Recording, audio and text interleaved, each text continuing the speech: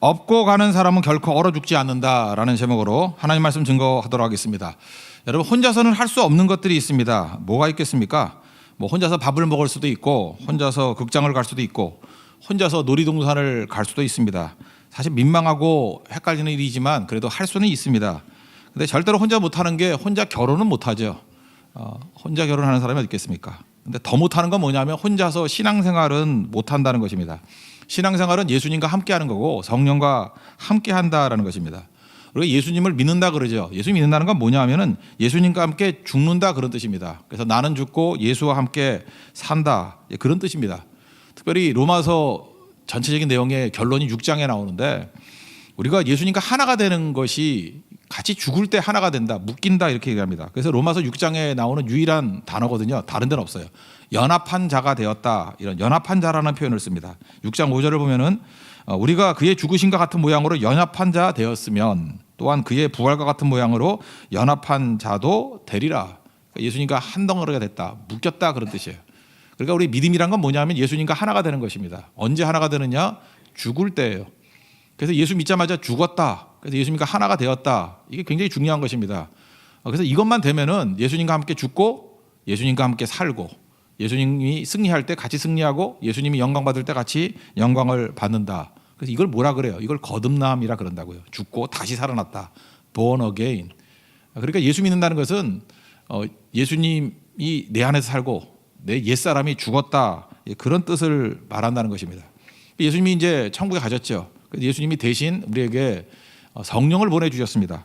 그래서 요한복음 16장 17절을 보니까 내가 떠나가는 것이 유익이 있다고, 그래야만 보혜사 성령이 오셔서 너희들과 영원히 함께 할 것이다. 그래서 이제는 성령께서 우리와 함께 주시는 것입니다. 성령은 하나님이시잖아요. 어마어마하게 큰 거잖아요. 이게 잘 이해가 잘 안 되는 이유가 뭐냐면 우리가 물리적인 것과 영적인 것을 혼돈하기 때문에 그렇습니다. 우리는 머리가 물리적인 것에 익숙해져 있잖아요. 그래서 큰 것은 작은 것에 들어갈 수 없다라는 개념을 갖습니다. 그렇죠? 콜라병이 있습니다. 콜라병에 코끼리가 들어갈 수는 없잖아요. 콜라병은 작은 것이고 코끼리는 큰 것이고, 그래서 물리적으로는 작은 것에 큰 것이 못 들어갑니다. 그럼 하나님은 크신 하나님 아니에요. 나같이 작은 종에게 그 하나님 내 안에 들어올 수 있느냐? 없다고 생각하는 거예요. 물리적이기 때문에 그렇습니다. 영적으로는 충분히 가능한 거죠. 그래서 요한복음 14장 16절 17절을 보니까 영원토록 성령께서 우리와 함께 하신다 그랬고, 14장 17절을 보니까 너희는 그를 아나니 성령을 안다 그랬죠. 그는 너희와 함께 거하시며 또 너희 속에 계시겠음이라. 성령께서 우리와 함께 하신다. 그 정도가 아니라 우리 속에 계신다. 내 안에 계신다. 그래서 이걸 성령의 내주라고 얘기를 합니다. 성령께서 내 안에 계신 것이 이렇게 가장 가득 찼다 그런 것을 많이 들어보셨죠. 성령 충만하다 이렇게 얘기를 한다는 거예요. 예수 믿는 건 뭐냐 하면은 예수님의 영인 성령으로 충만한 것, 성령이 내 안에 계신 것, 그게 성령과 동행하는 인생의 특징이라는 것입니다. 그럼 어떤 일이 벌어지느냐? 영광이 가득해요. 우리가 인생 가운데 뭐 크기, 돈, 뭐 이런 거 영광이 있는 게 아니라 예수님이 나와 함께하면 이제부터 남는 것은 다 영광입니다. 우리가 요한복음 1장 14절을 보니까 우리가 예수님을 볼 때 뭐라 그러냐? 그의 영광을 본다. 이렇게. 예수님이 영광이에요. 독생자의 영광이다. 은혜와 진리가 충만하더라. 이런 얘기를 합니다. 그래서 교회는 예수님이 가득하면 영광이 있는 교회가 되고, 성도는 예수님을 믿으면 그의 삶 가운데 영광이 임하게 된다는 것입니다. 우리 인생 기껏해야 70년, 80년밖에 못 삽니다. 짧은 인생 가운데 낭비할 시간이 없어요. 그래서 영광이 아닌 일에 인생을 낭비해서는 안 된다는 것입니다. 영광이 뭐예요? 예수님 증거하고 예수님이 내 안에 계시고 성령이 내 안에 계실 때 그런 영광 가운데 걸어가는 모습이 있게 된다는 것입니다. 사람이 좋은 거를 보면은 딴 거 구하지 않습니다. 우리 모세가 시내산에서 하나님의 영광을 봤어요. 출애굽기 33장에 보면은 이제 하나님 앞에 대화를 나누는데 뭐 줄까 그런 얘기가 나와요. 하나님이 뭐 줄까? 그럼 저는 뭘 구하겠어요? 돈밖에 모르는 사람은 돈 구하고요. 권력밖에 모르는 사람은 권력을 구한다고요. 근데 모세가 뭘 구했겠어요? 출애굽기 33장 18절을 보니까 주의 영광을 내게 보이소서. 그러니까 영광이 얼마나 이게 감격적인 것인지 알기 때문에 뭘 줄까 그랬더니 주의 영광을 보여주십시오. 여러분들도 하나님께서 여러분에게 뭘 줄까 그러면 주님의 영광을 보여주십시오. 이건 체험한 사람이 이런 걸 구하는 거라고요. 영광을 구하는 교회, 영광을 아는 교회, 그런 교회가 되는 능력이 임하기를 바랍니다. 이건 바로 뭐예요? 내 안에 예수님이 계시고 성령이 계시면 그런 일이 벌어지게 된다라는 것입니다. 오늘 사도행전 20장은 에베소 장로들과 이렇게 헤어지는 장면이거든요. 이제 예루살렘 간다는 거예요. 거기 가면 핍박이 있고 뭐 죽을 일이 이제 기다리고 있습니다. 그런데 사도 바울이 에베소 장로들에게 이렇게 얘기를 하는 거예요. 22절 보십시오. 보라, 이제 나는 성령에 매여 예루살렘으로 간다. 성령에 매여 있다. 그러니까 성령이 내 안에 계신다는 것을 뭐라고 표현했냐면 성령에 매였다라고 표현합니다. 이게 참 혼돈이 오는 게 뭐냐 하면은 그 매였다 그러면 종이 되는 것 같이 보이잖아요. 그러면 주의 영이 계신 곳에는 자유함이 있다. 고린도후서 3장 17절을 보니까 주는 영이시니 주의 영이 계신 곳에는 자유가 있느니라. 이게 어떻게 혼돈이 오잖아요. 그래서 제가 오늘 칼럼에도 있고 설교에도 얘기를 했죠. 자유라는 단어하고 제일 비슷한 단어가 뭐냐 하면 힘이라고. 힘. 주의 영이 계신 곳에는 자유가 있다. 성령이 계신 곳에는 힘이 주어진다. 그런 뜻입니다. 그러니까 여기 매어 있다라는 건 뭐냐 하면은 성령과 묶여서 성령께서 내게 힘이 되어 주신다. 그런 얘기하고 똑같다라는 것입니다. 우리 인생은 결정으로 이루어집니다. 어떤 사람이 어떤 존재인지를 알기 위해서는 결정을 어떻게 하는지를 보면 알 수 있거든요. 자기 마음대로 자기가 원하는 대로 결정하는 거, 이게 첫 번째죠. 어린아이들이 그래요. 애들은 지가 원하는 거 먹고 싶은 거 막 구하고 막 그래요. 가고 싶은 거 가려고 그러고. 어린아이죠. 어른이 됩니다. 어른이 되면 주로 어떻게 구하는지 알아요? 세상 사람들은 이익을 따라 구합니다. 그래서 종종 손해를 보긴 보는데 큰 이익이 있다고 생각하니까 손해를 보는 거예요. 그러니까 그의 모든 의사결정의 핵심은 이익이에요. 그래, 인간은 미숙하면은 자기 멋대로 좋아하는 대로, 좀 성숙했다 그러면 이익 따라, 이게 세상입니다. 그거 아닌 거 봤습니까? 자기가 좋아하는 대로, 마음대로 또는 이익 따라. 근데 성령에 매여 있는 사람, 내 안에 성령께서 내주하는 사람은요, 상대방의 필요, 상대를 살리기 위한 결정을 내린다는 것입니다. 그러니까 이게 다른 거죠. 그러니까 이게 힘이라는 거예요. 우리 인간이 그런 결정을 내릴 수 있습니까? 이기적인 존재고 좁아 터진 존재인데 이런 결정을 내릴 수 있다는 건 뭐냐면 내가 성령에 매여 있기 때문에 그래요. 성령께서 내게 자유를 주셨기 때문에 그래요. 성령께서 내게 힘을 주셨기 때문에 그렇다는 것입니다. 그 힘이 무슨 힘이에요? 나로부터 벗어나는 힘이에요. 나로부터 벗어나는 자유. 또 내 욕심에 굴복하지 않는 자유, 내 욕심에 굴복하지 않는 힘. 이게 성령이 주시는 힘이에요. 또 내 생각에 휘둘리지 않을 수 있는 자유, 내 생각에 휘둘리지 않을 수 있는 힘. 이게 뭐 어마어마한 힘이죠. 이런 게 있는 거죠. 여기 보세요. 결박과 환란이 기다린다 그랬습니다. 23절. 오직 성령이 각성해서 내게 증언하여 결박과 환란이 나를 기다린다 하시나. 예루살렘에 가면 결박과 환란이 기다린답니다. 그럼 우리 상식적으로 어떻게 하죠? 도망치게 돼 있죠. 편안함을 구하는 게 우리 인간의 본능 아닙니까? 아까도 얘기했잖아요. 마음대로 또는 이익 따라 간다 그러면 도망쳐야죠. 그런데 성령께 묶여 있는 이 바울은 어떤 결정을 내립니까? 다 알지만 또 21장 같은 데 보면은 아가보라는 사람이 그 빌립의 집에서 막 예언도 해요. 바울의 띠를 가져다가 묶고 예루살렘 가면 이 띠 주인이 이렇게 된다. 다 알고 있는 거거든요. 바울도 알고 있어요. 환난과 결박이 기다리고 있다는 거. 그래도 가는 것, 이게 힘 아니에요? 성령께서는 우리에게 어떤 힘을 주냐? 돌파력을 주십니다. 난관과 어려움이 있다 하더라도 도망치는 게 아니라 능히 이겨낼 수 있는 힘을 준다라는 거예요. 그게 진짜 힘 아니에요? 여러분, 예수 믿고 난 다음에 뭐 상황이 모든 게 다 평탄해지는 것만이 아닙니다. 근데 성령이 내 안에 내주해 계시면 돌파할 수 있는 힘을 허락해 주신다는 것입니다. 비슷한 게 마태복음 16장에도 가이사랴 빌립보에서 베드로와 예수님과의 대화에서 나오죠. 예수님에게 뭐 좋은 고백을 했습니다. 주는 그리스도의 살아계신 하나님의 아들입니다. 내가 누구냐 그랬더니 주는 그리스도십니다. 살아계신 하나님의 아들입니다. 예수님이 얼마나 칭찬을 했습니까? 이 반석 위에 내 교회를 세우리라. 그 다음에 예수님께서 믿고 이제 뭘 얘기를 해요? 십자가 지셔야 될 것들을 이야기하니까 마태복음 16장 22절에서 베드로가 이렇게 하잖아요. 그리 마옵소서, 이제 이 일이 결코 죽게 이루어지지 않을 겁니다. 막 막아서고 그랬어요. 근데 예수님이 뭐라 그러십니까? 사탄아, 내 뒤로 물러가라. 너는 사람의 일만 생각하고 하나님의 일을 생각하지 않는다. 이 금방 이렇게 돼버리잖아요. 이게 무슨 얘기예요? 이 성령께 매어가지고 성령께서 이끄시는 그 길로 가지 아니하고 기껏해야 이익 따라서 기껏해야 자기 멋대로 그 생각밖에 못한다는 거 아니에요? 힘 없다는 얘기 아닙니까? 근데 성령께서 우리에게 힘을 주시면 십자가를 질 수 있는 능력으로 나아가게 만드신다는 것입니다. 그래서 힘이란 건 그런 거예요. 도망치는 게 아니라 이기는 힘이에요. 이기는 힘. 제가 일전에 그 말씀드렸죠. 그 LA 쪽에 노 목사님이라 그러면 뭐 정확히 노진준 목사님이신데 이분은 소아마비를 앓고 계세요. 근데 아주 영역이 있으신 분입니다. 그래서 이분이 말씀 가운데 그런 얘기를 해요. 자기가 이 육체적인 질병 놓고 기도했다라는 거예요. 하나님, 외양간에 나오는 소가지 같이 뛰놀 수 있는 힘을 주십시오. 다른 사람들은 다 고쳐주는데 왜 내게 이렇게 연약함을 줍니까? 다리에 힘을 주십시오. 그죠? 그래서 마음껏 뛸 수 있게 해 주십시오. 그래서 기도했다라는 거예요. Make me strong. 나를 강하게 해 주십시오. 주님이 못하실 게 뭐가 있습니까? Make me strong. 나를 강하게 해 주십시오. 근데 한참 얼마나 오랫동안 기도했겠습니까? 근데 주님의 응답은 강하게 해주는 게 아니었다라는 거예요. I am your strength. 내가 너의 힘이 되어주겠다. 차이점이 뭔지 아십니까? 우리는 내가 강자가 되는 게 꿈이에요. 내가 강해가지고 내 속에서 힘 막 나오는 게 꿈이에요. 근데 연약한 그대로 놔두겠다라는 거예요. 근데 주님께서 내가 옆에서 너에게 힘이 되어주겠다라는 거예요. 힘을 주겠다. 내가 너의 힘이 되어주고 내가 너에게 힘을 공급해주겠다. 그게 하나님께서 하시는 일. 그러니까 네가 할 일이 뭐예요? 의지하라는 거죠. 이 고린도후서 12장에 나오는 사도 바울 고백하고 똑같은 거 아니에요? 육체의 가시를 없애 달라고 기도했더니 그냥 그대로 살아라. 네가 나를 의지할 때 약할 때 강함이 된다. 내가 너에게 힘이 되어 주시겠다. 약할 그때 내가 오히려 강하다고. 왜? 하나님이 도와주시니까. 그게 성령이 하시는 일입니다. 성령의 별명이 뭐예요? 파라클레토스. 뜻이 뭐예요? 파라. 옆에서 도와주시는 분이에요. 옆에서 도와주시는 분. 그래서 하나님의 특징이 무엇입니까? 도움 되시는 거예요. 우리에게 도와주시는 거예요. 그래서 여러분이 매 순간순간마다 내가 약해도 성령께서 나와 동행하시기 때문에 내게 힘을 주십니다. 그래서 언제든지 돌파할 수 있고 이길 수 있는 힘과 능력을 더하여 주신다는 거예요. 겟세마네 동산에도 보십시오. 예수님께서 기도하실 때 환경이 변한 게 아니잖아요. 누가복음 22장 43절 보니까 천사가 하늘로부터 예수께 나타나 힘을 더하더라. 힘 주시는 거예요. I am your strength. 내가 너에게 힘이 되어 주겠다. 지금도 여러분 연약하고 부족하죠.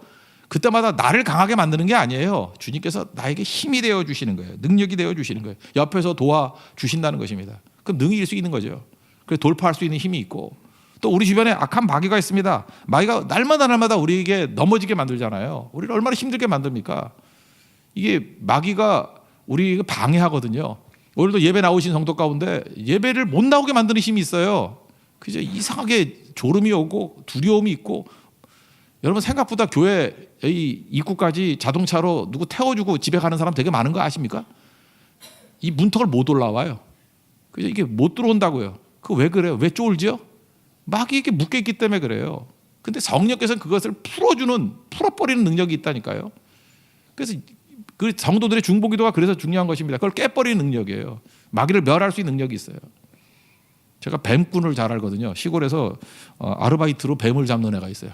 그러니까 뭐 부모님 용돈을 잘 안 주신대요. 그래서 산에 올라가서 뱀마리 잡아다가 팔면은 또 용돈 생기고 그러는 애거든요. 제가 그 얘기를 듣고 그 뱀 어떻게 잡냐 그랬더니 뭐 잡는 것까지는 뭐 함정 파가지고 이렇게 잡는 거니까 이해가 되시겠죠.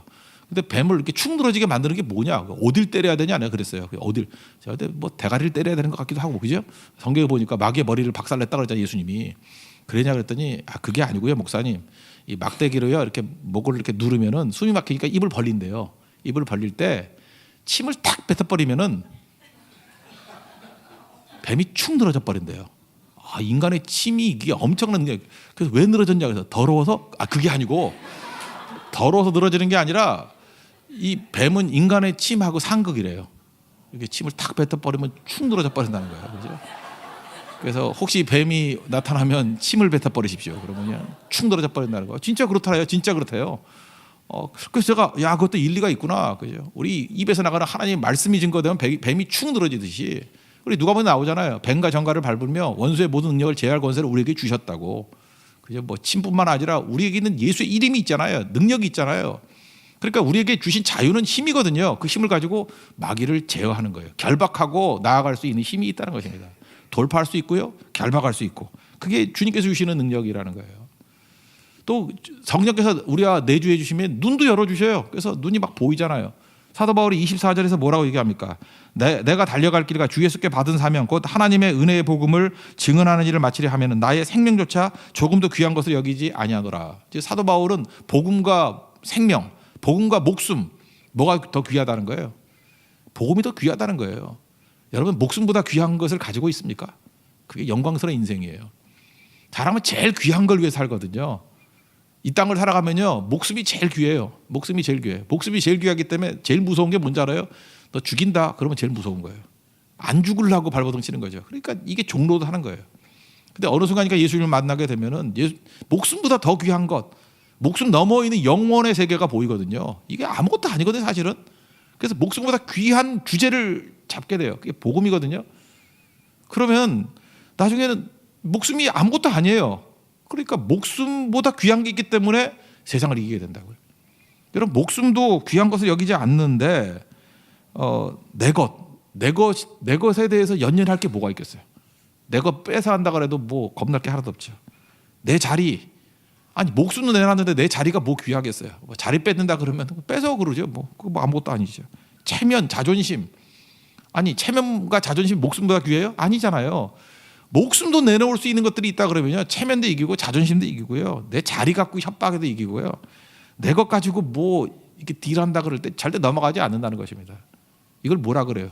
주의 영이 계신 곳에 자유가 있다고, 주의 영이 계신 곳에 힘이 있다고.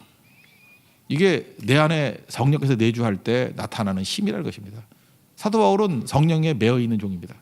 성령께서 주시는 매어 있는 자유를 줬어요. 힘 있는 종이에요. 오늘도 여러분 이 자리에서 예배드리는 모든 성도 가운데 단 한 명도 예외 없이 예수님을 영접하고 그 예수님의 능력이 여러분 삶 가운데 임하는 우리 거룩한 종 되기를 바랍니다. 그죠? 그게 중요한 거예요. 그래서 여러분 성경을 보면요, 그 사도행전에 보면 베드로 설교도 나오잖아요. 그죠? 그 회개하여 세례를 받고 죄 사함을 받으라. 회개가 뭐예요? 나는 죽고 예수로 사는 거예요. 회개하여, 그죠? 그 세례를 받고, 죽음이죠. 물 속에 빠진다는 거, 죽고 그 죄 사함을 받으라. 그리하면 성령의 선물을 받으리니. 그러니까 이게 동시에 이루어지는 거예요. 내가 죽고 예수 그리스도가 내 안에서 살아계시면, 성령이 살아계시면 그때부터 그죠? 성령의 능력으로 이런 모든 일, 힘 가지고 승리하는 일들이 있게 된다는 것입니다.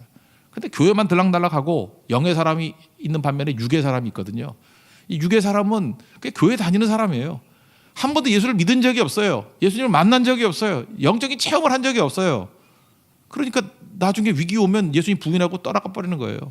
베드로와 가룟 유다의 차이하고 똑같다는 것입니다.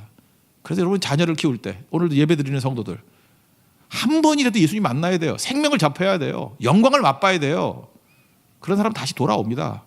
근데 한 번도 예수님을 믿은 적이 없고 만난 적이 없고 체험한 적이 없으면 이건 뭐 위기 상황이 오면 그냥 배신자 돼버리는 거예요. 배교자 돼버리는 거라고요. 오늘도 예수님이 여러분을 만지시고 진정한 믿음의 역사, 생명의 터치가 있는 우리 거룩한 종 되기를 바랍니다. 성령께서 우리를 도와주십니다. 성령이, 내주하는 성령이 나의 도움이 되는 이 보혜사, 이 파라클레토스, 옆에서 도와주시는 분이 되는 우리 승리의 종 되기를 바랍니다. 그럼 두 번째 단계는 뭐가 되냐면 모든 것은 다 연결되어 있다는 거예요. 그죠? 혼자서 할 수 없는 게 신앙생활이라 그러면 두 번째는 모든 것이 다 연결되어 있다는 것입니다. 그러니까 성령께서 나를 돕듯이 우리는 세상에 대해서 또다시 돕는 자가 돼야 된다라는 것입니다. 바둑도 보셨습니까? 바둑을 두면요, 아생, 연후, 타생이란 말이 있어요. 한자인데, 아생, 내가 먼저 살아나고 난 다음에 아생, 연후, 타생, 다른 걸 살릴 수 있다, 뭐 이런 거예요. 참 생명이 무서운 거예요. 내가 조그만 집이에요. 그냥 2집밖에 안 났어. 귀퉁이 조그만 집이야. 그냥 2집밖에 안 돼요. 근데 살아있잖아요. 살아있는데 막 대마가 다 죽으려고 그래. 근데 조그만 게 가가지고 이 다 죽으려는 대마하고 연결되면요, 이 커다란 대마도 살아내는 거예요. 바둑이 뭔지 몰라서 잘 모르시는가 본데, 살아있는 것이 접하면요, 죽어가는 모든 것을 다 살릴 수 있어요. 그래서 아생, 연후, 타생이라고. 이게 복음하고 똑같은 거예요. 내가 먼저 살아났지요. 이제 나하고 접하는 모든 것들은 아무리 덩치가 크다 할지라도 나하고 연결만 되면 다 살아날 수 있다는 것입니다. 제가 그래서 가장 복음적인 그 게임이 다방구라고 그랬잖아요. 어렸을 때 우리 뭐 놀 게 없어서 다방구 많이 했거든요. 그 술래가 있죠. 술래가 마귀 같은 놈들이에요. 이렇게 막 잡아가지고 터치하고 해서 전봇대 같은 데 쭉 매달아놔요. 쭉 매달아놔. 전 달리기 잘했거든요. 꼭 마지막에 그 쓰레기통 같은 데 숨어 있다가 다 잡혀 있을 때 이제 사명감을 가지고 나타나가지고 제가 참 잘했어요. 그거 이리저리 피하고, 이 마귀 새끼 같은 놈들이 막 두서리 맞고 있을 때 그냥 이리 피하고 저리 피하고 점핑을 해가지고 뭐 다방구 하면은 해방이 돼가지고 다 도망치고 그랬거든요. 왜요? 나는 살아있거든. 아직 술래한테 잡히지 않았기 때문에. 살아있는 생명이 묶여있는 자들에게 다방구 터치를 해주면요, 다 살아나요. 이것보다 복음적인 게 더 있겠어요. 복음은 그런 거예요. 다방구예요. 다방구. 마귀에게 묶여있는 자들에게 예수의 이름으로 다방구하고 터치하면은 살아나게 돼 있다는 거예요. 아생연료 타생이라고. 내가 살아있으면 죽어있는 모든 것들을 터치하기만 하면 살 수 있다라는 것입니다. 바둑도 그렇고 다방구도 그렇고 복음도 그렇고 모든 게 다 그렇다라는 거예요. 오늘 사도 바울이 독특한 표현을 쓰고 있는데 26절을 보니까 모든 사람의 피에 대하여 내가 깨끗하니, 이게 뭔 뜻이에요? 모든 사람의 피에 대해 내가 깨끗하니. 이거는 에스겔서를 읽어본 사람은 이게 무슨 뜻인지 알아요. 에스겔서 3장 20절을 보면요, 이런 말씀이 나와요. 뭐고 간단하게 얘기하면 그가 죽을지니, 그러니까 하나님의 말씀을 저버린 사람이 죽는데요. 이는 내가 그를 깨우치지 않음이니라. 그러니까 먼저 말씀을 맡은 자들의 책임이 있거든요. 전도 안 했다라는 거예요. 전도 안 했기 때문에 그들이 죽는데요. 그들은 그들의 죄 중에 죽거니와 뭐 어차피 예수님 앞에서 죽는다는 거예요. 그러나 그 핏값은 내가 내 손에서 찾으리라. 네가 지금 전도하라고 맡겨준 영혼들이 있는데 전도 안 하고 가만히 있어가지고 걔는 죽어. 그 죽는 거 맞아. 근데 그 핏값을 내가 네 손에서 찾겠다라는 거예요. 사도 바울은 지금 무슨 얘기예요? 에스겔서 3장을 연상하면서 내가 다 전했다라는 거예요. 그래서 내가 그들의 피에 대해서 깨끗하다, 다 증거했다. 그들이 거절하고 안 믿었을 뿐이지 나는 증거할 건 다 했다, 이런 거죠. 여러분, 묵은 닭이 알을 못 낳는다 그런 얘기 들어봤죠. 예수를 오래 믿으면 전도를 잘 못해요. 그럴 수밖에 없다고 저는 생각도 해요. 일면 이해가 돼요. 왜냐하면 저도 만나는 사람 가운데 거의 대부분이 믿는 사람들이거든요. 예수 오래 믿으면은 믿는 사람만 만나지 뭐 불신자들 만날 기회가 그리 많지는 않잖아요. 그래서 전도가 잘 안 돼요. 초신자들이 전도 잘하는 거예요. 왜냐하면 자기 빼놓고 다 안 믿는 사람들이거든. 그죠? 자기 빼놓고 다 험난한 인생들이거든요. 그러니까 뭐 전도가 되게 편하죠. 그냥 나 빼놓고 다 만나면 다 전도 대상자예요. 그러면 오래 믿는 사람들은 어떻게 해야 되겠죠? 흩어지면 돼요. 그죠? 안 믿는 사람들 향해서 나가면 그게 선교죠. 핑계 대지 말라는 거예요. 지금도 뭐 나 주변에 전도할 사람이 없어요. 그냥 선교 떠나자고요. 선교가 뭐예요? 그리스도를 모르는 모든 사람들에게 만날 수 있는 기회가 된다라는 것입니다. 가야죠. 가서 복음 증거하면 살 수 있다라는 것입니다. 이게 왜 중요하냐면요, 생명이 불타오르기 위해서 필요한 건 뭐냐면 자기 생명을 나누어 줄 때 불타오르는 거예요. 불도 마찬가지죠. 고립된 불은 꺼지는 거예요. 불이 또 다른 걸 태우고 할 때마다 불이 전파될 때 불이 더 크게 불타오르는 거 아니겠습니까? 도와주는 거죠. 옛날 영어 예를 한번 든다면 그 95년에 나왔던 쇼생크 탈출이라는 영화가 있죠. 뭐 앤디가 주인공이고 거기서 잘 다루지 않는 그 캐릭터 중에 하나가 뭐냐면 거기 좀 키 작은 할아버지가 한 분 계세요. 브룩스라고. 그 감옥 안에서도 나름대로 굉장히 그 모범적인 사람이고, 야 저렇게 성품이 좋은 사람이 어떻게 그 감옥에 저렇게 오래 있을 수 있을까? 감옥에 무려 50년을 있었어요. 50년. 그러니까 뭐 젊었을 때 들어와가지고 뭐 한 20살 때 들어와가지고 70도 넘으신 것 같아요. 50년 복역을 했어요. 그러니까 너무너무 좋은 분이에요. 그래서 모범수가 돼가지고 가석방 소식을 들었어요. 근데 이제 가석방 된다고. 가석방 된다는 소식을 듣고 난 다음에 이분이 난동을 부리기 시작하는 거예요. 막 동료 목에다가 칼을 대질 않나 막 소리 지르고 자기 자신을 감옥에서 쫓아내지 말라고 막 울부짖기 시작하고. 브룩스가 그렇게 된 이유가 무엇입니까? 이 감옥 바깥에 나가는 것에 대한 두려움이에요. 그가 울면서 이렇게 얘기를 합니다. 내가 무려 50년 동안 이 감옥에 있었다고. 50년. 감옥 가는 원이 안다고. 감옥보다 익숙한 건 없다고. 근데 한번 생각해 보세요. 이 철책이라는 게 우습지? 얘기하는 거예요. 처음에는 싫지만 이 철책 안에 있으면은 점점 익숙해져. 그리고 세월이 지나면 벗어날 수 없어. 길들여지는 거지. 이런 거 똑같은 거죠. 이 그 동물원에서 몇십 년 동안 호랑이 사육했어요. 그러다가 늙어가지고 호랑이를 산에다가 풀어준다 그러면 호랑이가 살 수 있겠습니까? 다 늙어버렸어요. 이제 사냥할 힘도 없는데요. 죽으란 얘기죠. 브룩스가 딱 그런 모습이에요. 그래서 나중에는 목매달아 자살하는 모습이 나오죠. 영화에 보면은. 저는 이 브룩스를 보면서 이런 생각을 했어요. 야, 이거 착각을 하는구나. 감옥 밖에 나가서 내가 어떻게 살 것인가 이걸 고민하니까 이렇게 죽는 길밖에 없는 거지. 나가가지고 이런 생각하면 되잖아요. 감옥 안에 있는 동료들을 위해서 심부름 해주면 되잖아요. 뭐 사다 달라면 사다 주고 편지 전해달라면 전해주고. 그렇게 사명 가지고 누굴 돕는다고 산다 그러면 오히려 의욕이 있죠. 감옥 안에서 못할 거를 밖에 나가면 훨씬 더 많이 할 수 있잖아요. 아니면은 뭐 감옥에 들어가면은 얼마나 나쁜지를 뭐 이렇게 강의하고 다닌다든지. 그죠? 뭐 이렇게 도와준다. 감옥에서 어떻게 살아야 되는지 처음 감옥 가는 사람 매뉴얼을 만들어 준다든지. 뭐 그럴 수 있잖아요. 얼마든지 감옥 밖에서 자기가 가지고 있는 거 가지고 누굴 섬긴다고 생각하고 돕는다고 생각하면은요 의미가 나오잖아요. 아니 50년 감옥에 있는 사람 발견하기가 쉬워요? 이게 얼마나 희귀한 일인데요. 50년 동안 감옥에 있으면 모든 노하우 매뉴얼 다 알고 있을 거 아니에요. 그걸 남 돕는 데 쓴다 그러면 이 할아버지 쉽게 죽을 일이 없어요. 잘 쓰임 받는다고요. 그런데 남 돕겠다는 생각이 없고 나가서 내가 어떻게 사누 이 생각만 하니까 두려운 거죠. 그러니까 안타까운 일이에요. 제가 오늘 제목에도 그 연상되는 얘기가 뭐 인도의 성자 선다싱이라는 분이 있다 그러잖아요. 예수 잘 믿는 분인데 이분의 뭐 일화 뭐 다 아는 얘기일 거예요. 뭐 눈길을 걸어가는데 히말라야 쪽으로 눈길을 걸어가는데 친구하고 같이. 근데 어떤 사람이 그 쓰러져 있다라는 거죠. 할아버지가. 그때 친구하고 둘이 반응이 다른 거예요. 지금 이 추위에 이 할아버지 도와주려고 그러다가 우리도 같이 얼어 죽는다. 그냥 두고 가자. 근데 선다싱은 아니다. 어딜 두고 가느냐. 도와줘야 된다. 선한 사마리아 같은 마음은 뭐 어때죠. 그래서 혼자 간 사람은 나중에 가보니까 얼어 죽었고, 그죠? 이 할아버지를 업고 갔던 선다싱은 무겁잖아요, 그죠? 땀이 뻘뻘 나가지고 안 죽었다는 얘기 아니에요. 지가 땀 흘리니까 할아버지도 아이고 더워 이렇게 청년은 땀이 많노 그래서 또 살았다는 거 아니에요. 업고 가는 인생은요 결코 얼어 죽지 않아요. 하나님께서 우리에게 주신 사명이 그런 거예요. 뭐 힘들어 보이죠? 이렇게 업고 가는 거 절대 얼어 죽지 않아요. 성교하는 인생들은요 생명을 벗어나서 죽지 않는 인생을 산다는 것입니다.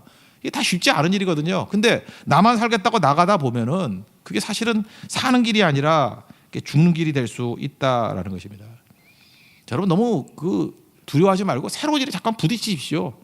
그죠? 이렇게 선교 떠나거나 새로운 일을 만나는 것들에 대해서 두려워하지 말고 주님께서 우리에게 잠깐 만나게 만드는 거거든요. 그죠? 이렇게 접하게 만드는 거예요.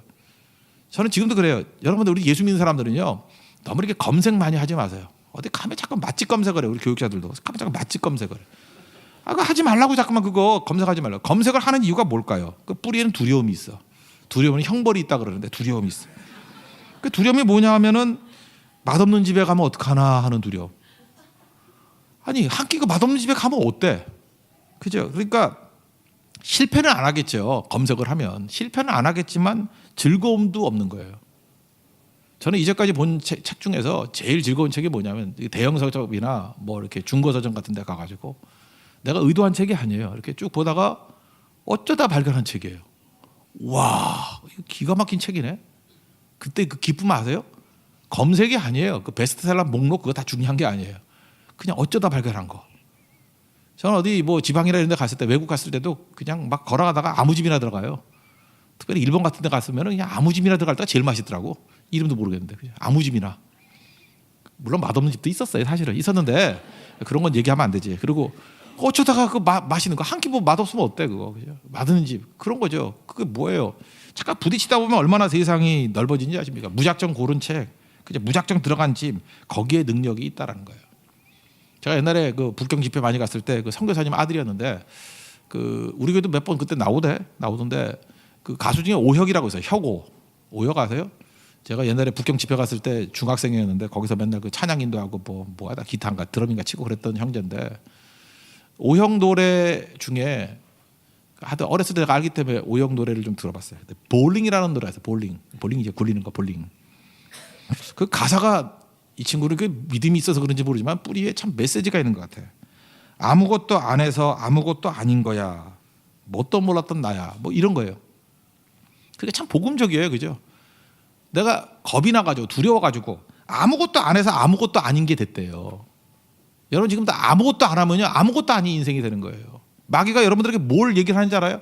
아무것도 하지 말래. 그래서 아무것도 아닌 nothing이 되는 거예요. 아무것도 아닌 존재가 되는 거예요. 해야 돼요. 부딪혀야 돼요. 살겠다고 편안하고 뭐 이런 거 추구하면요 얼어 죽어요. 짐 지고 가야 된다고요. 그죠? 어려워도 해야 되고 붙들어야 되고.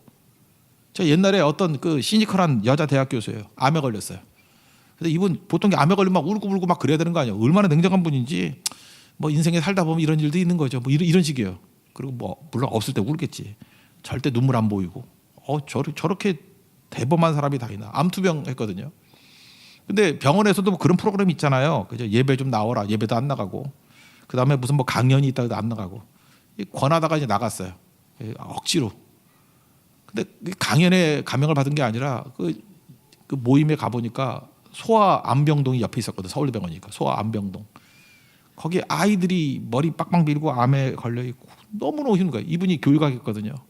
걔네들 붙들어 놓고 너무 눈물이 나는 거야. 자기 병 갖고는 눈물이 안 나고. 그래서 내 사명이 이거구나 하고 걔네들 돌봐주고 상담해주고 기도해주고 하여튼 결론은 그러다가 암 다 났어요 이분. 제가 볼 때 그래요. 자기 병에 대해서 이렇게 묵상하면서 나는 이게 뭔가 내가 뭘 잘못했다고 이랬으면 죽었을 거예요. 근데 그 자기 자신을 잃어버리고 세상과 나는 간고도 없고예요. 그죠? 오직 구속한 주와 주님이 주신 사명만을 생각해서 남 도와주고 섬기고 하다 보니까 그 안에 있는 생명이 전달되다 보니까 생명이 충만해지는 거예요. 살아나게 된 거죠. 그래서 여러분 그 마게도냐 환상 가운데 청하니라는 단어가 뭐라 그랬어요? 파라칼레오라는 단어라 그랬죠. 파라칼레오. 뭘 청하는 거예요? 도와달라고 청하는 거예요. 건너와서 우리를 도우라 하는 게 파라칼라고예요. 그래서 우리는 세상에 대해서 어떤 존재가 돼야 되냐? 보혜사 같은 존재가 돼요. 성령 같은 존재가 돼요. 성령이 우리를 돕는 분이죠. 우리도 세상을 돕는 성령 같은 존재가 될 때 비로소 다 살아나게 된다는 것입니다. 여러분 성령의 계획과 의도 우리는 잘 모릅니다. 어떻게 알죠? 떠나봐야 알아요. 부딪혀봐야 알아요. 그러면 내 안에서 성령께서 얼마나 강력한 힘으로 일을 하시는지를 그때 깨닫게 된다는 것입니다. 여러분들 복음 들고 현장에 나가서 복음 증거할 수 있는 하나님의 거룩한 백성 되기를 축원합니다. 모두 자리에서 일어나겠습니다. 땅끝까지 찬양하겠습니다.